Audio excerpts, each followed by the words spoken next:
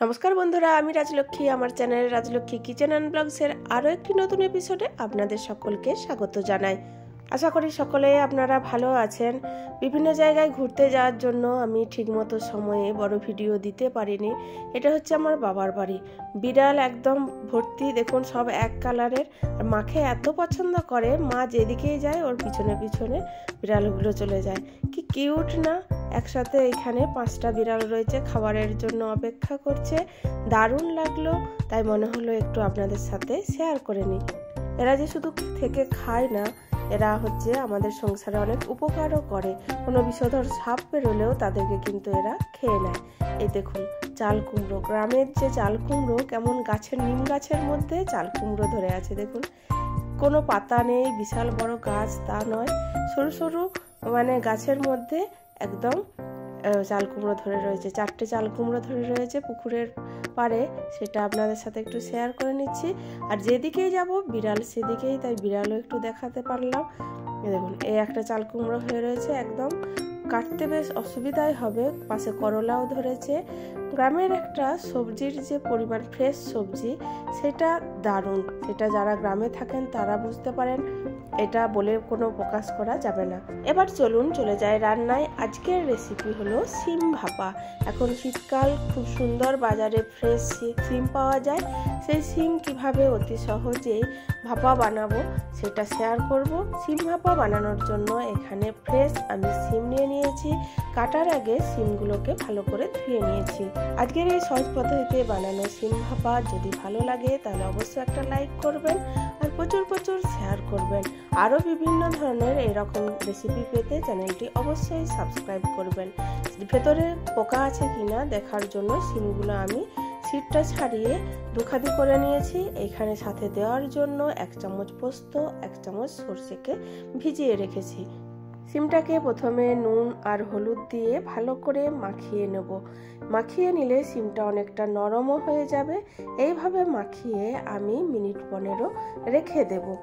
অনেকেই শিম ভাপা বিভিন্নভাবে বানান বা শিমের অনেক রেসিপি করে খেয়েছেন, কিন্তু এইভাবে একবার শিম ভাপা বানিয়ে খাবেন, দেখবেন দারুণ লাগবে। এখানে রেখে দিয়েছিলাম মিনিট 10 নুন হলুদ মাখিয়ে। এরপরে সর্ষে আর যে পোস্তটা বেটে রেখেছিলাম, সেই সর্ষে আর পোস্তটা ভালোভাবে এই শিমের সাথে মাখিয়ে নিলাম। এইগুলো ঠিকভাবে মাখিয়ে নিয়ে এর মধ্যে দিয়ে দেব আম তেল। আমের যে তেল বানিয়ে রাখা হয় সারা বছরের জন্য, সেই আম তেলটা দেব। সর্ষের তেলও ব্যবহার করতে পারেন, কিন্তু এই আম তেল আমসহ দিয়ে মাখিয়ে ভাপাটা বানালে দারুণ স্বাদ হয়। এইখানে আমি আম তেলই দিলাম। আম তেলটা দিয়ে ভালো করে মাখিয়ে নিয়ে এরপর একটা টিফিন বক্সের মধ্যে আমি ঢেলে নেব পুরো মিশ্রণটা। এখানে কিন্তু আলাদা করে কোনো জল দেব না। রেগুলার বড় ভিডিও না দিতে পারার জন্য সময়ের অভাবে, তাই সকল বন্ধুদের কাছে আমি ক্ষমা চেয়ে নিচ্ছি যারা আমার ভিডিও দেখার জন্য বসে থাকেন, বিশেষ করে তাদের কাছে। পুরো মিশ্রণটা দিয়ে দিলাম টিফিন বক্সের মধ্যে।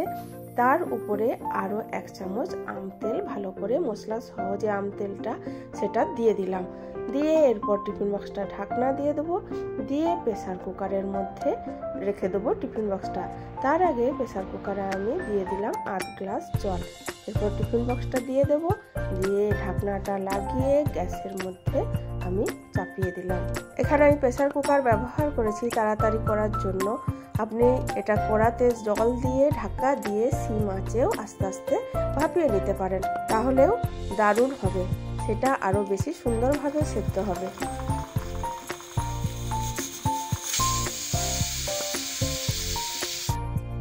5টা সিটি দিয়ে নিয়েছি, তারপরে রেখে দিয়েছিলাম কিছুক্ষণ। এরপর টিফিন বক্সটা আমি খুলবো। টিফিন বক্সটা খুলতে একটু অসুবিধা হচ্ছিল, জল দিয়ে ঠান্ডা করে টিফিন বক্সটা খুলে নিলাম। দেখুন এখন তৈরি হয়ে গেছে শিম ভাপা। দেখতে দারুণ লাগছে, দেখতে যতটা সুন্দর খেতেও দারুণ লাগে। এরপর এটা গরম ভাতের সাথে পরিবেশন করলেই হবে।